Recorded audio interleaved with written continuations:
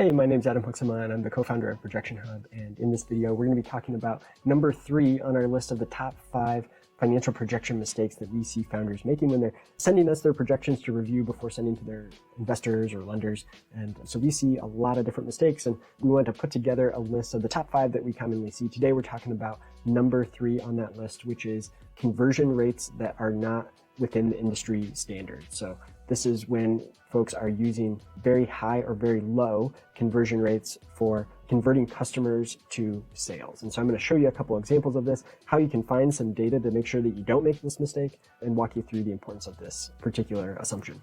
All right, I've got our retail and e-commerce projection template pulled up here, and we'll put a link to this in the description of the video below so you can grab the template if you'd like. But what I wanted to show you here is that we have this assumption. So if we have a retail store, we're estimating the number of visitors that come into the store each day, but we also need to know what percentage of those visitors convert into customers. What percentage of people actually buy? And this conversion rate could vary greatly, dramatically, depending on the industry, the type of business you're in. So I wanted to show you some key things. This also varies dramatically between physical retail stores and an e-commerce retail store. And so I'll show you examples of both.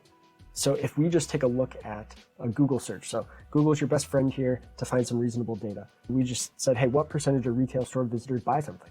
That's what we want to know. And Google does a great job of providing us a data point there. So we're seeing in this article, only 20% of retail visitors buy something. Now, I think depending on your type of retail business, you may need to dig into this a bit more, because if you have a boutique and people are kind of window shopping, they come in and they look around, 20% or less might be a reasonable number. If you have a gas station, I'd wager to say that more than 20% of people that come to a gas station end up buying. They're not just going to the gas station just to look around, right?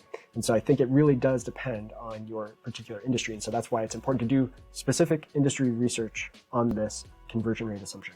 Now, if we look back at our template here, this is a retail plus e-commerce template, so a business that might be selling in a physical retail store as well as online. We'll see here that we've got a conversion rate in this template of 10% set up, right?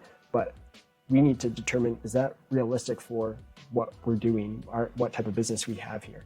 And so again, just a simple Google search can show us, hey, typical conversion rate for e-commerce is between 1 and 4%, with an average here of 3.65. So hey, 10% is way too high for us, unless we have, if we're gonna forecast 10% conversion rate, then we need to be able to back that up with some really good data, because that's gonna double, triple, quadruple our sales from where it actually should be in those projections. So this is one of the most common mistakes that we see, is that conversion rates just don't align with what should be expected in their type of industry. So I hope that's been helpful, can help you avoid a little bit of embarrassment with potential investors and lenders. If you have any questions about that and where to find good data, feel free to reach out to us at support@projectionhub.com.